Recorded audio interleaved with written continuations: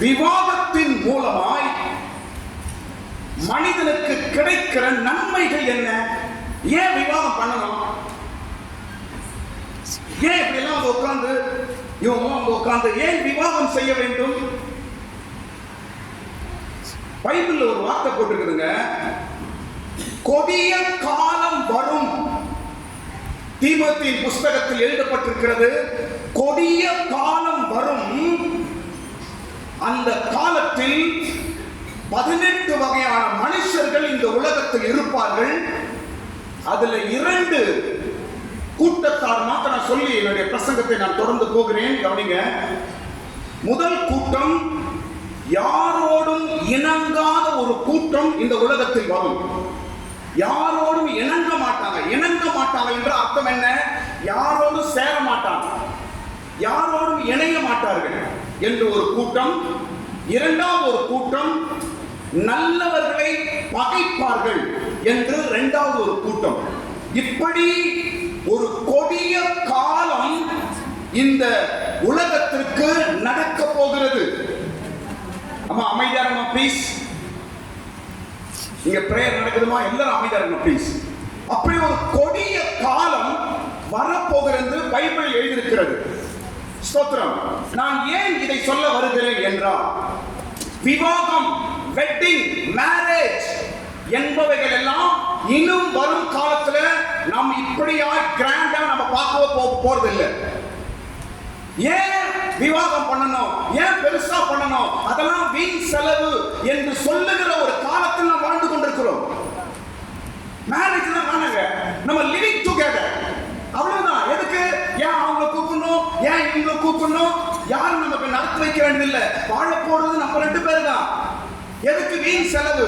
அவங்களாம் வந்து சாப்பிட்டு போவாங்க, எதுக்கு செலவு பண்ணணும் என்று சொல்லிக் கொண்டிருக்கிற ஜனங்கள் மத்தியில் தான் நாம் வாழ்ந்து கொண்டிருக்கிறோம். விவாதம் முக்கியம் அல்ல, லிவிங் டுகெதர் என்று அவர்களே சேர்ந்து வாழ்ந்து கொண்டிருக்கிற ஒரு காலம் தான் இந்த காலம். விவாதம் என்பது மிக முக்கியம் என்று பரிசுத்த பைபிள்ல எழுதியிருக்குதுங்க.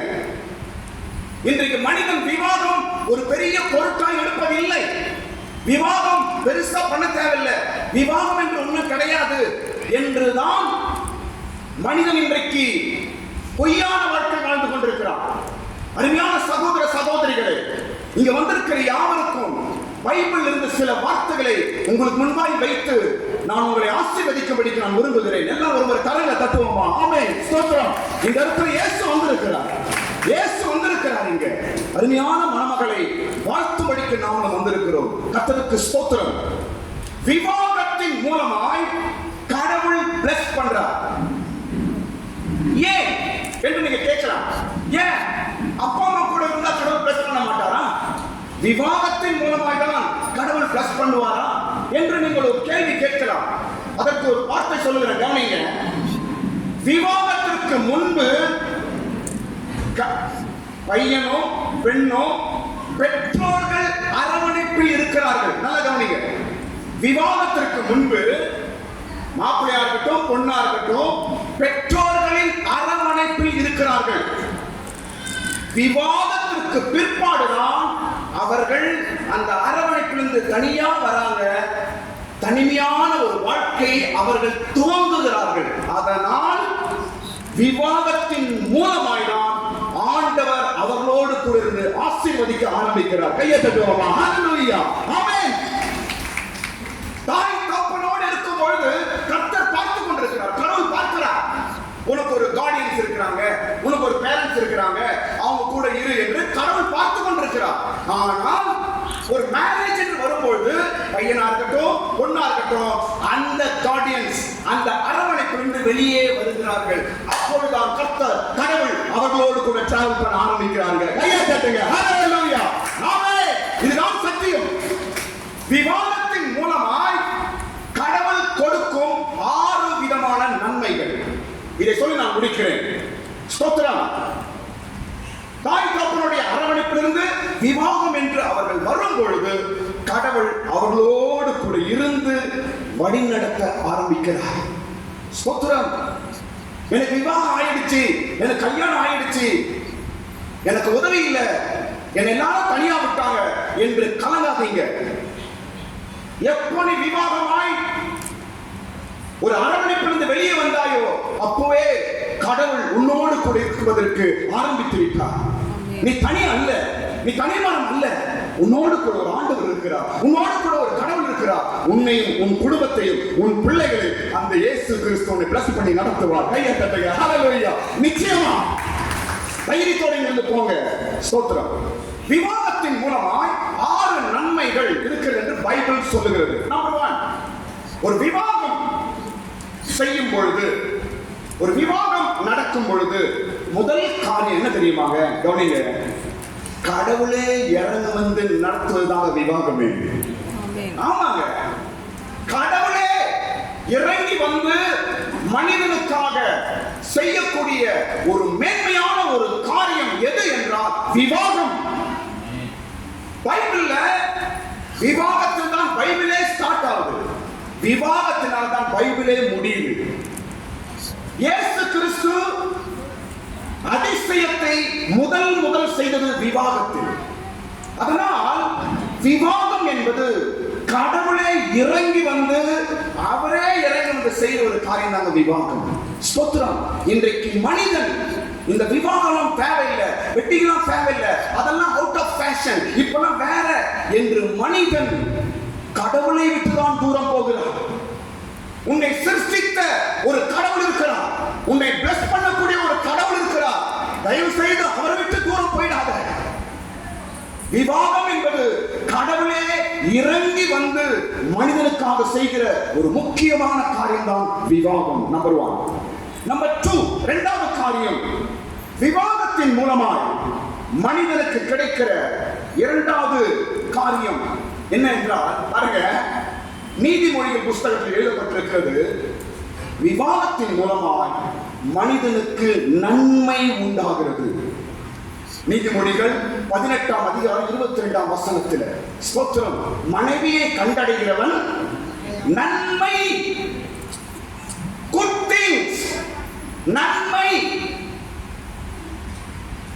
மனிதனுக்கு கடவுள் நன்மை எப்பொழுது செய்ய துவங்குகிறார்? விவாகத்தின் வரும்போதுதான் கடவுளுடைய நன்மைகள் உங்களுக்கு வருகிறது. நல்லது நடக்கணும்னா ஒரு விவாகத்துக்குள்ள நீ வர வேண்டும். நன்மை உண்டாகிறது, நல்லது நடக்கும். கலங்காதீங்க. இங்க வந்து இந்த மணமக்களை வாழ்த்த வந்திருக்கிற உங்களுக்கும் இனி வரும் நாட்களிலே இயேசு கிறிஸ்து உங்களுக்கு நன்மைகள் செய்வாராக. உன் வீட்டில் உன் பிள்ளைகளுக்கும் இனி நல்லதை நீ காண்பாய். கையை தட்டுவோமா? ஹல்லேலூயா. இனி உன் குடும்பத்தில் நல்லது நடக்கும். விவாகத்தின் மூலமாய் இயேசு நன்மை செய்கிறார் என்று பைபிள் எழுதியிருக்கிறது. ஸ்தோத்திரம். மூன்றாவது காரியம், ஒரு வெட்டிங், விவாகம் என்று வரும்போது நமக்கு என்ன நடக்குது அது தெரிய மாட்டேங்குது மனிதனுக்கு.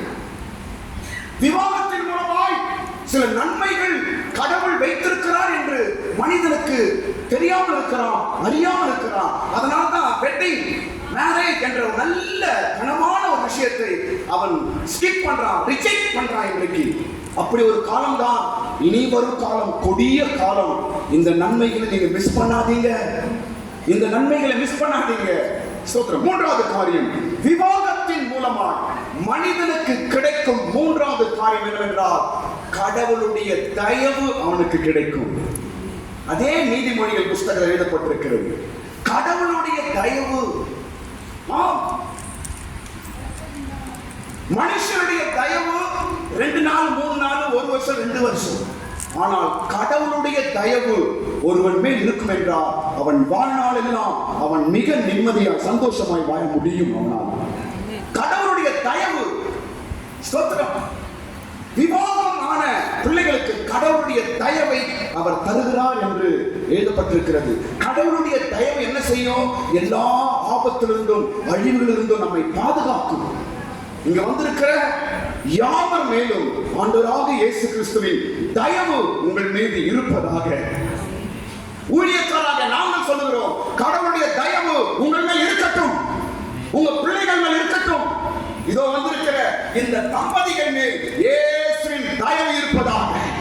ஒரு நிமிஷம் கைகளை மேல உயர்த்துங்களா? ஒரே நிமிஷம். நிமிஷங்க, ஒரு நிமிஷம்.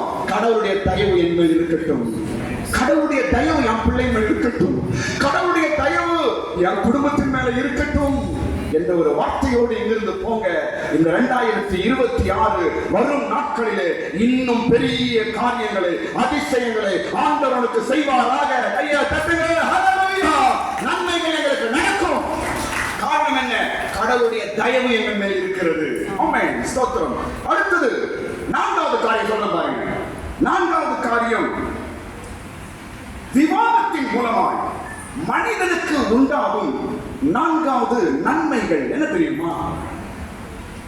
தனிமை அவனை விட்டு நீங்குகிறது. தனிமை அவனை விட்டு நீங்குகிறது. தனிமை, கவனிங்க, மனிதன் தனிமையா இருப்பது நல்லது அல்ல என்று பைபிள்ல போட்டிருக்கிறது. தனிமை மிக ஆபத்து. தனிமை மிக மிக பயங்கரமானது. அந்த தனிமை பயங்கரம் என்பதற்காக தான் ஜெயில தனியா போறாங்க. தண்டனை. மனிதனு தனிமையா இருக்கக்கூடாது என்பதற்காக தான் கடவுள் விவாகம் என்பதை ஏற்படுத்துகிறார். தனிமை நீங்குகிறது. ஒரு விவாகம் என்று வரும்பொழுது நம்முடைய தனிமை நீங்குகிறது. ஸ்தோத்திரம். பைபிள் ஒரு வார்த்தை இருக்குது, நீ தனியா இருந்தா நீ விழுந்து போனா உன்னை யாருப்பா தூக்க முடியும் என்று பைபிள் எழுதிருக்குங்க. இப்போ தனியா ஒரு ஆள் போறாரு, கீழே விழுந்துட்டாரு, யார் தூக்க முடியும் அவரை? ஒருவராலும் தூக்க முடியாது. ஒருவராலும் அவரை கை கொடுத்து உயர்த்த முடியாது. ஏனென்றால் தனிமையா இருக்கிறார். தனிமை ஆபத்து, தனிமை அழிவு, தனிமை கெடுதல், தனிமை ஒரு பயங்கரம். அந்த தனிமையிலிருந்து மனிதன் நீங்க வேண்டும் என்பதற்காக தான் ஆண்டவர் விவாகம் என்பதை ஏற்படுத்தி வைத்திருக்கிறார். இன்றைக்கு நிறைய பேர் இருக்கிறாங்க, எனக்கு கல்யாணம் வேணாம், நான் தனியா இருந்துடுறேன், எனக்கு விவாகம் வேண்டாம், நான் தனியா இருந்துடுறேன் அப்படின்னு ஆணும் சொல்லுகிறார்கள், பெண்களும் சொல்லுகிறார்கள். வேதத்தின்படி அது மிக மிக தவறு. சிநேகிதனே, டியர் சிஸ்டர், பிரதர், அது ரொம்ப ஆபத்து. ஒரு கடவுளுடைய அருள், ஒரு நல்லது உனக்கு நடக்கணும் என்றால் நீ தனியா இருந்தா அதை நீ பெற்றுக்கொள்ளவே முடியாது. வாழ்க்கையில ஏதாவது நீ சாதிக்கணும், வாழ்க்கையில ஏதாவது செய்ய வேண்டும் என்றால் உனக்கு விவாகம், ஒரு லைஃப் பார்ட்னர் மிக மிக முக்கியம். தனிமை நமக்கு வேண்டாம். அடுத்தது 5வது காரியம் நாம் வரும்பொழுது, 5வது காரியம், 5வது காரியம் பாருங்க. 5வது காரியம் பார்க்கும்பொழுது விவாதத்தின் மூலமாய் கிடைக்கிற 5வது நன்மை என்ன தெரியுமா? கனம், மரியாதை கிடைக்கிறது. ஆமாங்க, எபிரேயர் புஸ்தகம் எழுதப்பட்டிருக்கிறது, விவாதம் யாவற்றுக்குள்ளும் கனம், மரியாதை. இதுக்கு முன்னாடி இந்த கரண் வேற, இதுக்கு முன்னாடி இந்த ஜாஸ்பர் வேற. இப்ப இந்த 2 பேர் வெளியே போகும்போது வாங்க அப்படின்னு முன்னாடியே கரண் மச்சா அப்படின்னு சொல்லியிருப்பான். ஆனா இப்போ மனைவியோடு போகும்போது வாங்க கரண், வாங்க ஜாஸ்பர் அப்படின்னு ஒரு மரியாதை கிடையாது. எப்படி? விவாகம், மேரேஜ். ஒரு மனிதனுக்கு ஒரு மரியாதை உண்டாக்கும்படிதான் கடவுள் இதை ஏற்படுத்தி வைத்திருக்கிறார். ஆனால் மனிதனோ இதை தள்ளி போடுகிறார். மிகவும் தவறு. விவாதம் ஒரு மனிதனுக்கு மரியாதையும் கனத்தையும் ஏற்படுத்துகிறது என்று ஆண்டவர் பைபிளில் எழுதியிருக்கிறாருங்க. ஸ்தோத்திரம். மரியாதை, கனம். எங்குமே பாருங்க, எங்கேயும் ரோட்ல போயிட்டு ஒரு தனியா போலீஸ் பிடிச்சா கூட நான் தனியா ஆளு அப்படின்னு சொன்னா ஒத்துக்க மாட்டான். சார் எனக்கு மேரேஜ் ஆயிடுச்சு, வீட்டில் மனைவி இருக்கு சொன்னா சரி போயிட்டு வாப்பான்னு விட்டுருவோம். ஸ்தோத்திரம். இவைகள் எல்லாம் கடவுள் நியமித்து வைத்திருக்கிற காரியம். அதனால் விவாகம் செய்து வாழ்ந்து கொண்டிருக்கிற உங்கள் யாவருக்கும் கடவுள் கனத்தையும் மரியாதையும் கொடுப்பாராக. ஆமென். ஹல்லேலூயா. ஸ்தோத்திரம். அடுத்தது 6வது காரியம். 6வது காரியம் சொல்ல பாருங்க. 6வது காரியம் விஷயம், விவாகத்தின் மூலமா நடக்கிற 6வது காரியம், பெரியவர்களுடைய ஆசீர்வாதம் கிடைக்கும். ஏன் இவ்வளவு பேரை வர வச்சிருக்கிறோம்? ஏன் இவ்வளவு பேரை வர வச்சிருக்கிறாங்க? ஜாஸ்பர் வீட்லயும் கரண் வீட்லயும் இவ்வளவு பெரிய எல்லாரும் வரணும்னு. இந்த கல்யாணத்துல பெரிய வேலைன்னா வீடு வீடா தேடி நோட்டீஸ் கொடுதான் பெரிய வேலை. அதுல சில வீட்டுல என்ன, பாஸ்டர் நான் வெளியிறேன், பால் பாக்கெட்ல போட்டு போயிடுது. கல்யாணம் நோட்டீஸ் எங்க போட்டு போயிடுங்க, கேட்ல பால் பாக்கெட் போடுற பேக் இருக்குது பாஸ்டர், அதுல போட்டு போயிடுது. எப்படியாவது நம்ம கொடுக்கணும். எதற்கு இவ்வளவு பேர் நாம் வரவேற்கிறோம் என்றால், மணமக்கள் ஆசீர்வதிக்கப்பட வேண்டும் என்பதற்காக. கையை தட்டவும், எல்லார கரங்களை தட்டுங்க. மணமக்கள் ஆசீர்வதிக்கப்பட வேண்டும். விவாகம் என்று கடவுள் ஏன் நியமித்து வைத்திருக்கிறார்? விவாகம் என்பதை கடவுள் ஏன் உண்டாக்கி வைத்திருக்கிறார்? எல்லாருக்கும் பைபிள் தெரியும். ஆதியாகமத்தில் படிக்கும்போது ஆதாம் ஏவாளுக்கு முதல் விவாகத்தோடு தான் பைபிளை ஸ்டார்ட் ஆகுது. ஸ்தோத்திரம். விவாகத்தின் மூலமாய் பெரியவர்களின் ஆசீர்வாதம் இவர்களுக்கு உண்டாகிறது. பைபிள் ஒரு வார்த்தை இருக்குதுங்க. ஆபிரகாம் கடவுள் சொல்றார், நீ யாரை ஆசீர்வதிக்கிறாயோ அவர்களை நான் ஆசீர்வதிப்பேன். பெரியவர் ஆசீர்வாதம். நீ என்ன சொல்லி இவர்களை பிளஸ் பண்ண போறீங்களோ இவர்களுக்கு அப்படியே நடக்குங்க. ஆமென். நீங்க கரனை என்ன சொல்லி பிளஸ் பண்ண போறீங்களோ அப்படியே உங்களுக்கு நடக்கும். ஜாஸ்பருக்கு என்ன பிளஸ் பண்ணி நீங்க நடத்த போறீங்களோ அப்படியே அவருக்கு நடக்கும். ஆமென். பைபிள் சொல்லுது, மற்றவர்களை நாம் ஆசீர்வதிக்கும் போது அவர்கள் நல்லா இருப்பாங்க. நீங்க மற்றவர்களை பிளஸ் பண்ணும்போது நீங்க பிளஸிங்கா மாற முடியும். ஸ்தோத்திரம். இப்படியாய் விவாதத்தின் மூலமாய் பல நன்மைகள் வேதத்தில் எழுதப்பட்டிருக்கிறது. இன்னும் நிறைய விஷயங்கள் இருக்குது, நம்ம எல்லாம் பார்க்க டைம் இல்லை. ஸ்தோத்திரம். இதோட நான் முடிக்கிறேன். விவாகம் கடவுள் நியமித்து வைத்த காரியம். வரப்போகிற காலங்களில் இந்த விவாதத்தை அநேகர் தள்ளிவிடுவது போல இதை நாம் அலட்சியமா நினைக்க கூடாது. இது கடவுள் மனிதனுக்கு ஏற்படுத்தி வைத்திருக்கிற பல நன்மைகள் உண்டாகிற ஒரு காரியம். இந்த வழியில் கூட நம் மூலமாய் இந்த மணமக்களை ஆண்டவர் ஆசீர்வதிப்பாராக. கர்த்தருக்கு ஸ்தோத்திரம். God bless you.